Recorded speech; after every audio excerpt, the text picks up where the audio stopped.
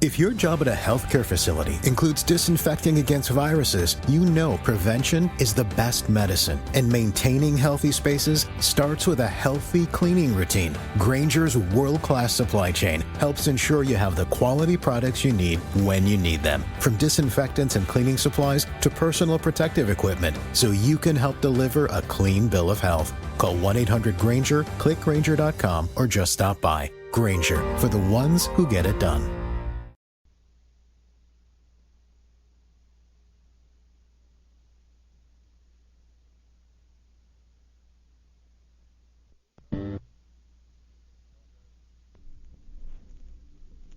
Ladies and gentlemen, the distinguished author, Mr. Aldous Huxley.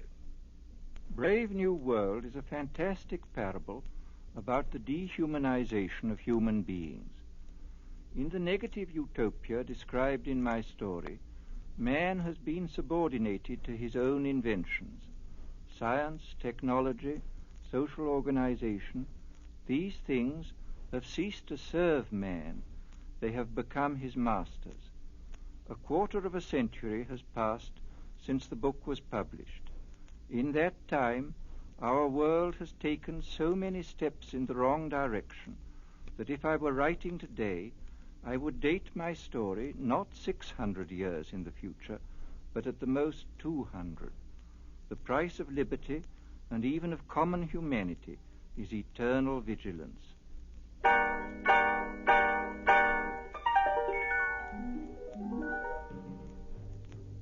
CBS Radio, a division of the Columbia Broadcasting System and its 217 affiliated stations, present the premiere broadcast of the CBS Radio Workshop, radio's distinguished series dedicated to man's imagination, the theater of the mind.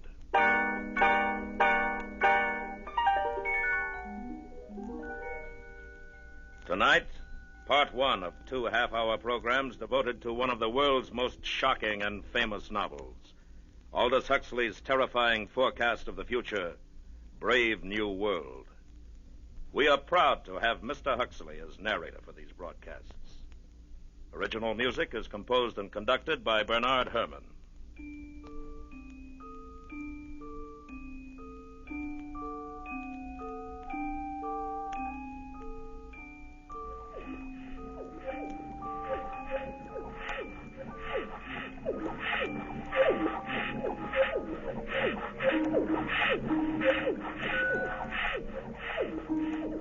This is Aldous Huxley, and these are the sounds of the Brave New World, of test tube and decanter, of hissing injectors and gurgling blood substitute. The year is AF 632, 632 years after Ford.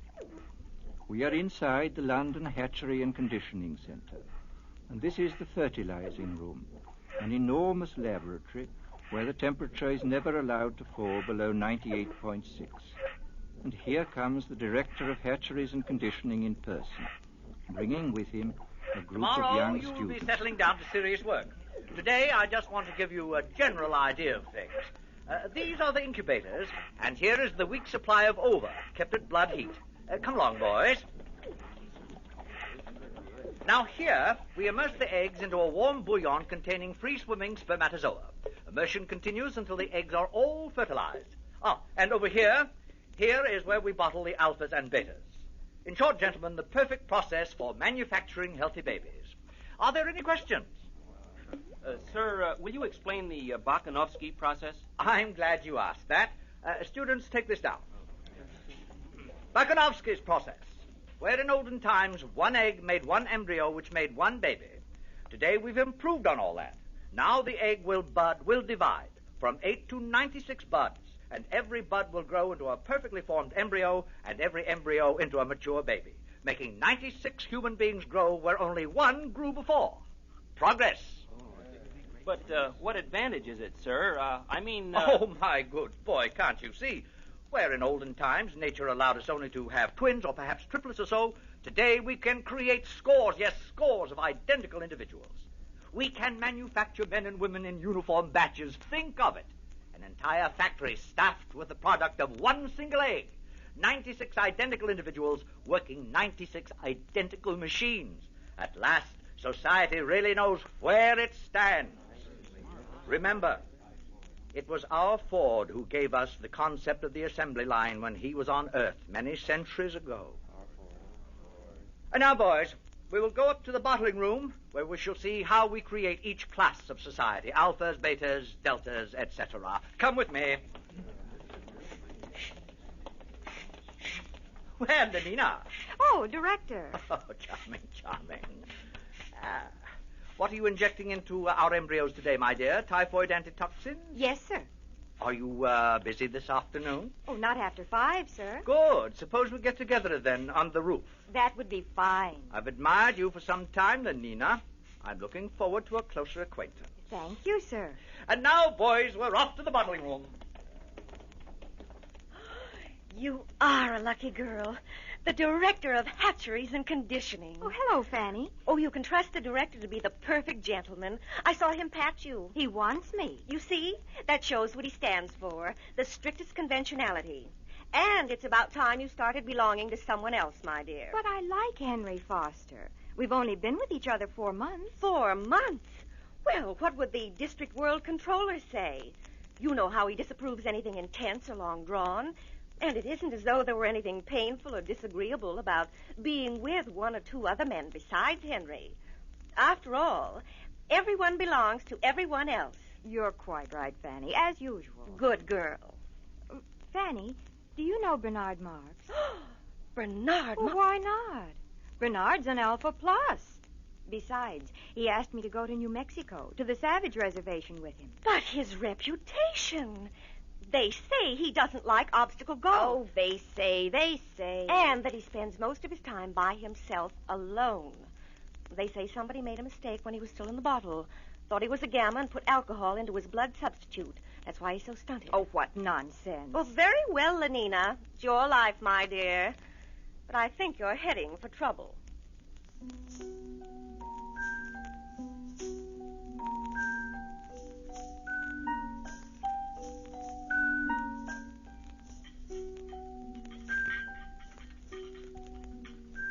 And here we have the bottling room.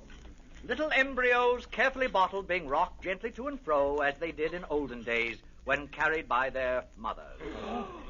Now, boys, you must learn to distinguish between smut and science. I'm going to use that word again. As scientists of tomorrow, you must learn to cope with it. Mother. There, that's better.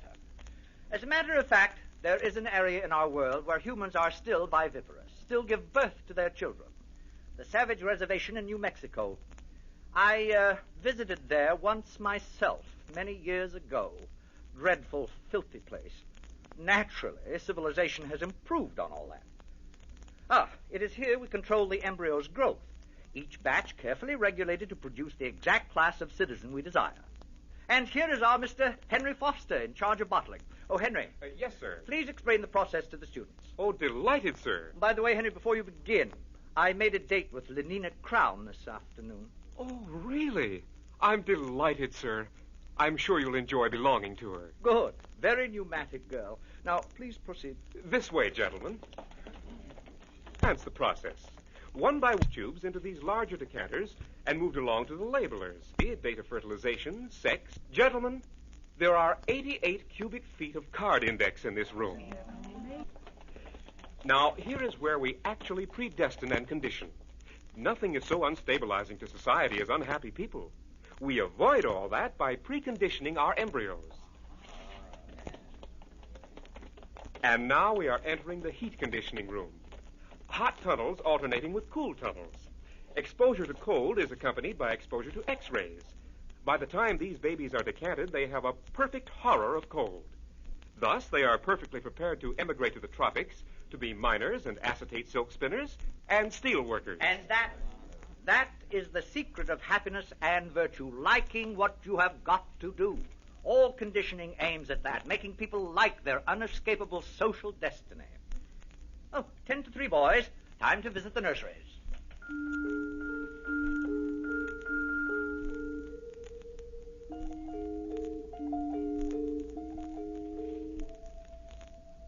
And So the director continued on his tour. Meanwhile, in his rooms high above the city, Bernard Marx nervously paced the floor. I'm taking Lenina Crown in New Mexico with me, Helmholtz, to the Savage Reservation. Well, it's about time. What do you mean by that? I'll be frank, Bernard. There's been a lot of talk about your behavior at the College of Emotional Engineering. Of course, I've been defending you. And I'm supposed to be grateful? Because you're a successful feelies writer? Because you're tall, well-built, have all the girls you want? Oh, Bernard. Now, you know how I feel. I want to write. I mean, seriously, not slogans or feelies. I want to write something important. Lately, I've been cutting out my committees and my girls. The director called me in just the other day. Are you in trouble, too? There's a poem I wrote, too emotional, he said. He gave me the lecture about being an alpha plus, about remembering to behave even as a little infant. I know. I tried to explain to Lenina, but she doesn't understand, or won't understand. All those other men she belongs to, Henry Foster, Benito Hoover, they treat her like a side of beef. It's disgusting. It's socially proper. We share and we share alike, remember? But I want her for myself, alone. Bernard, you're my closest friend. Now, you listen to me. You can't win this way. Follow the rules. Play the game. Be happy.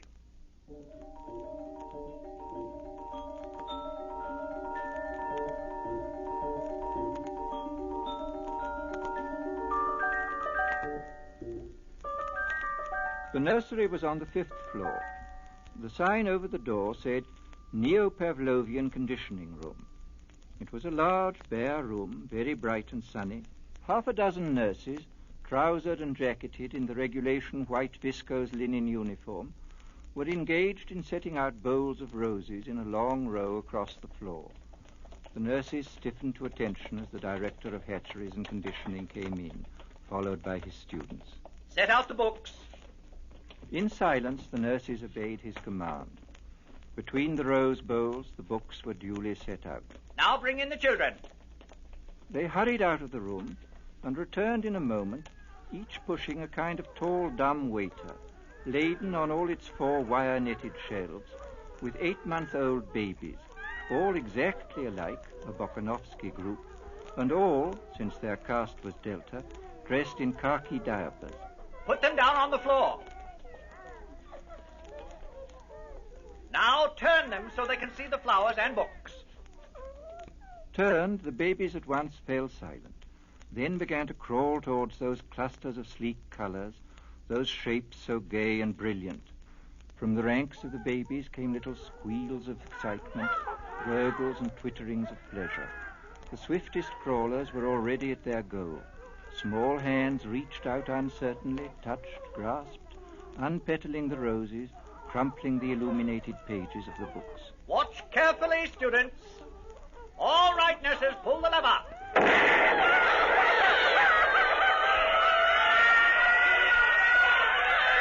And now we proceed to rub in the lesson with a mild electric shock.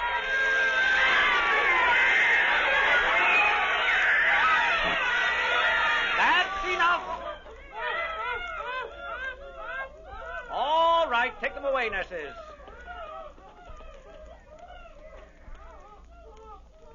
Observe. Henceforth, books and flowers will be associated in their minds with loud, unpleasant noises and electric shock. And after 200 repetitions of the same or a similar lesson, will be wedded forever. What man has joined, nature is powerless to put asunder. They'll be safe from books and botany all their lives. But, sir, since these are lower caste children anyway and will never read, why bother to condition them against flowers? Simple economics. If gammas, deltas, or even epsilons like flowers and nature, soon you'd see them wasting their time visiting the countryside. And of what economic use is that? A love of nature keeps no factories busy. It was decided to abolish it, at least among the lower classes. Any further questions? Sir, would you tell us about sleep teaching? I'm glad you asked that. The most ingenious development of all, sleep teaching, is given to all our children as they grow to maturity. A little voice murmurs slogans in their ear all the night long while they sleep. Of course, it's useless for teaching, but as a method for giving post-hypnotic suggestions, it is invaluable. It's what conditions our minds to love our future role in life. Now, boys, tell me some of the lessons we've all learned through sleep teaching. A gram is better than a dam. A good example. We have learned to take a gram of soma whenever we feel out of sorts. Euphoric, narcotic, pleasantly hallucinant. It transports our minds into a beautiful sleep filled with wonderful images. It gives a soma holiday, thus preventing unnecessary impulses such as anger, jealousy, envy, anxiety. Next. Ending is better than mending. Good. It's better to throw away something than to repair it. New clothing, new possessions keep our factories humming and make us happier. Next. I'm glad I'm not a gamma. Ah, yes. We're all taught in our sleep to enjoy our own caste, whatever it may be. Gammas are taught to think, I'm glad I'm not an epsilon. Betas learn to be glad they're not deltas or gammas. And glad they're not alphas, because we alphas sometimes have to use our minds, and that's very painful. Very good indeed. Well, students, I think our tour is over for today. I'm sure most of you have dates with pneumatic young ladies. Some, of course, will be wanting to get in a game of obstacle golf. But before we finish, I'd like to add a few footnotes to the things you've seen today. Today, we have a controlled society, a happy society. We have stability. There was a time when these things did not exist. Didn't people grow old and feeble in those days, sir? Indeed they did. Old men in the bad old days used to renounce, retire, take to religion, spend their time reading, thinking. Now, such is progress. At 60, we have the tastes and the powers of a 17-year-old. The old men have no time, no leisure from pleasure, not a moment to sit down and think. They're much too busy scampering from feely to feely, from girl to pneumatic girl. Fortunate boys, no pains have been spared to make your lives emotionally easy, to preserve you as far as possible from having emotions at all. Ford's in his flivver, all's well with the world. Ford's in his flivver, all's well with the world. And solemnly and devoutly they made the sign of the T and hurried off to join their fellow citizens at play.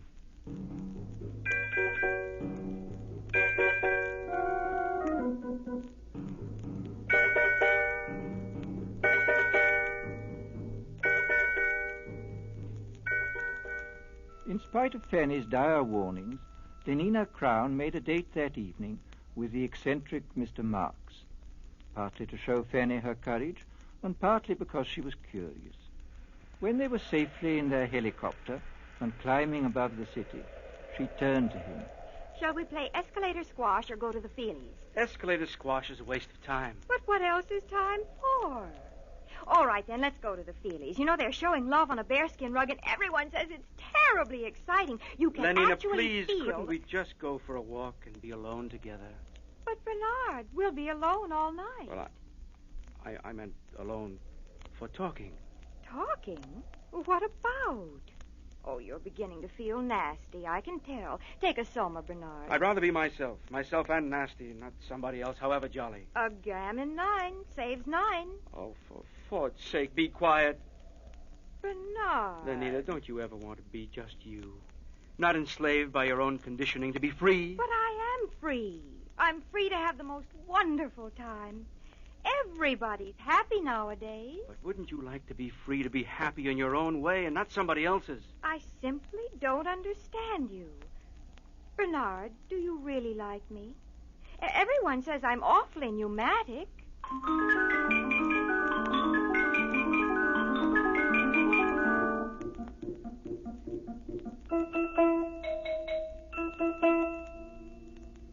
Eventually, Bernard took Lenina to the Westminster Abbey Cabaret, where Calvin Stopes and his 16 saxophonists were playing.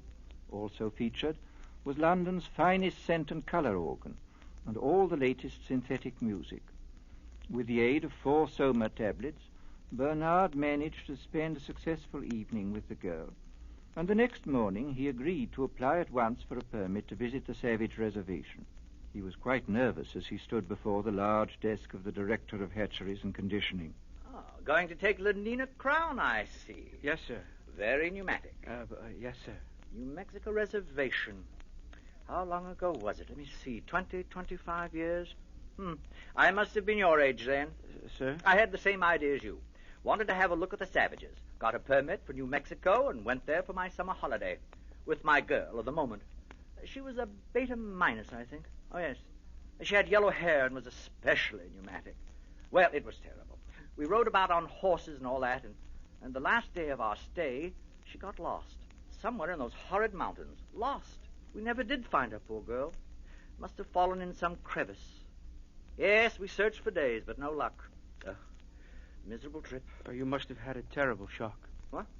Oh, don't imagine there was anything unethical about it. Nothing emotional or long drawn. It was all perfectly healthy and normal. I'm sure it was, sir. What's that? Oh. Mr. Marx, I should like to take this opportunity of saying I'm not at all pleased with the reports I receive of your behavior outside working hours.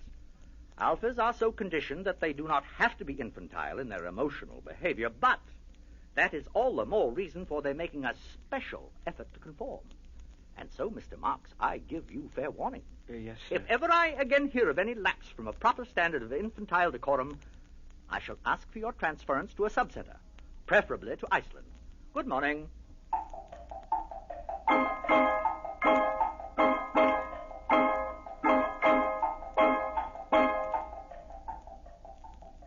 The journey was quite uneventful.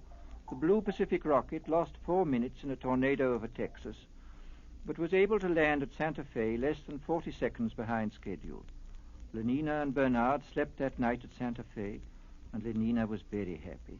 Imagine 60 escalator squash racket courts in the hotel, and obstacle and electromagnetic golf, too. Oh, Bernard, it's simply too lovely. There will be no scent organs, television, or even hot water once we get out on the reservation. I can stand it. You'll see.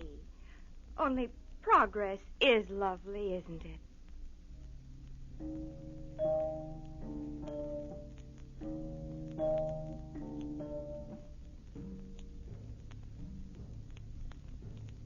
They took a rocket ship into the interior, and from there they traveled on horseback. And all Bernard could think about was Iceland, and how cold and barren it would be. The director's warning had made him even quieter and more sullen than usual. And then, that evening, they reached their destination. Before them was the village of Malpais, situated on a mesa. Adobe hovels growing out of the stony ground, dust and squalor, and the smell of wood smoke. What an awful place. I don't like it. Who's that man coming toward us? He's to be our guide. I'm frightened, Bernard. Quiet. We shouldn't have come. Oh, good morrow. You're civilized, aren't you? You come from outside, from the other place? My name is Bernard Marx. This is Lenina Crown. My name is John. Come with me. He speaks English. That's strange. Probably trained as a guide. Where is he leading us? To that hut, I believe. There seems to be some sort of activity over there. Orgy! Orgy! Why, it's like our lower caste community thing. Only look. Now they're beating themselves with whips. Oh, no, Bernard. It's got something to do with their religion. What a wonderful intensity of feeling it must generate.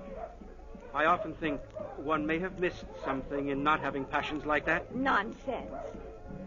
Bernard, what's wrong with that man? Where? Oh, he's just old, that's all. Old? But we don't look like that when we're old. He's so wrinkled, so... Oh, it's horrible. That's because we age all at once. We stay 17 until we're 60 or so, and then we die, and they burn our bodies and recover the phosphorus for the good of the world state, just as it should be. But this... What is it? That woman! Oh, Bernard, no. Take me away. Take me away. She's only nursing her baby, Lenina. That's her child. She's the mother. Bernard, how can you be so vulgar? Oh, I think I'll be sick. Please, Bernard, anywhere. Anywhere. Is something wrong? I think we'd better take Lenina inside. Over here. Follow me. My soma. I'm out of soma. Bernard. I'm sorry, Lenina. I didn't bring any. Oh. Here. Inside. This is my home. This is my home. You are welcome to remain here. John? John? Yes, Mother? Mother? These are people from the outside, Mother. They have come to see the reservation. From the other place? You're from the other plane. Don't come near me. But don't you see, I'm from there, too. I'm civilized. I don't belong here. It's all a terrible mistake. This is my mother, Linda. Were you born here? No. I tell you, I was decanted like normal people. Oh, thank Ford, someone has come. At last, thank Ford. Bernard, please keep her away. Could you tell us about yourself, please? Well, I came here 25 years ago with a man. His name was Thomas. We went riding together on horses. There was a terrible storm. I got lost in this horrible place. It was the last day of our stay. He left me here, alone. Lenina? Yes? You will be interested to know that our director of hatcheries and conditioning is named Thomas, and that he came here 25 years ago. Oh, no. And that... It can't be. But it is. He told me so himself. What a discovery. This boy is our director's son. Our director is a father. Oh, it's too horrible. Mother, what is he saying? Iceland indeed. Bernard, stop it. Well, we'll see who tells who where to go now. John. Yes, sir? How would you and your mother like to return to civilization? Do you mean it?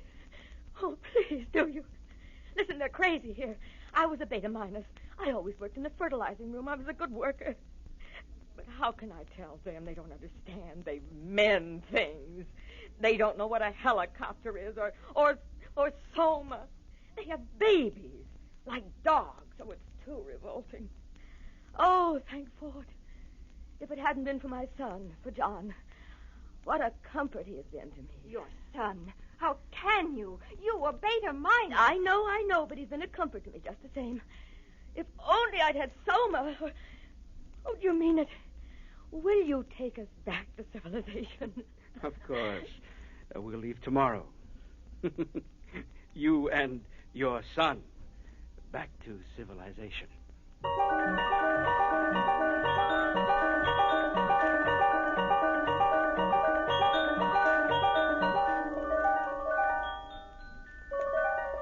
And Bernard was as good as his word.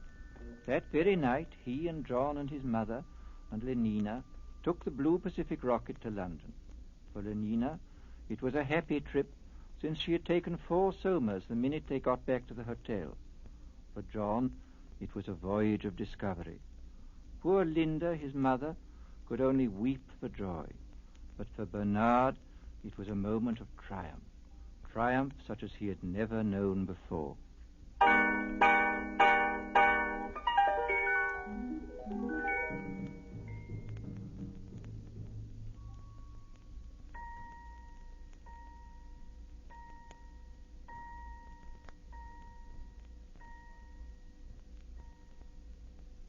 Brave New World, Part 1, by Aldous Huxley.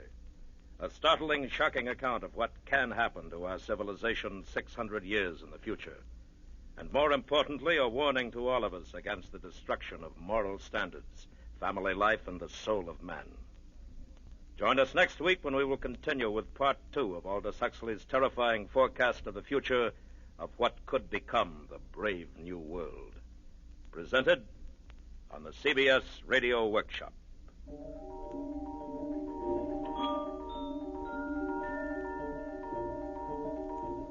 The CBS Radio Workshop is produced and directed by William Frug. Brave New World was adapted for radio by Mr. Frug. Featured in the cast were Joseph Kearns, Bill Idelson, Gloria Henry, Charlotte Lawrence, Byron Kane, Sam Edwards, Jack Crucian, Vic Perrin, and Lorene Tuttle. Original music composed and conducted by Bernard Herrmann. This is the CBS Radio Network.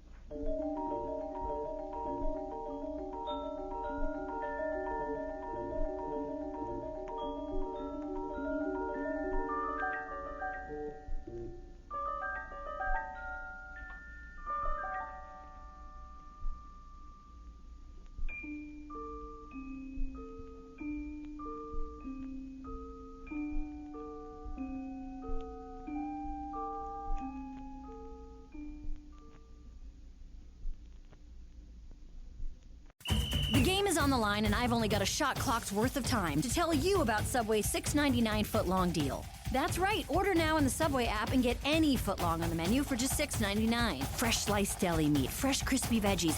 Too much good stuff. Get it now on the Subway app. Any footlong for just $6.99. Use code 699FL now. Only here for a limited time. Redeemable at participating U.S. restaurants. Subway app. Online orders only. Add-ons, additional plus tax. Additional fees apply on delivery. Excludes footlong snacks. Limited time.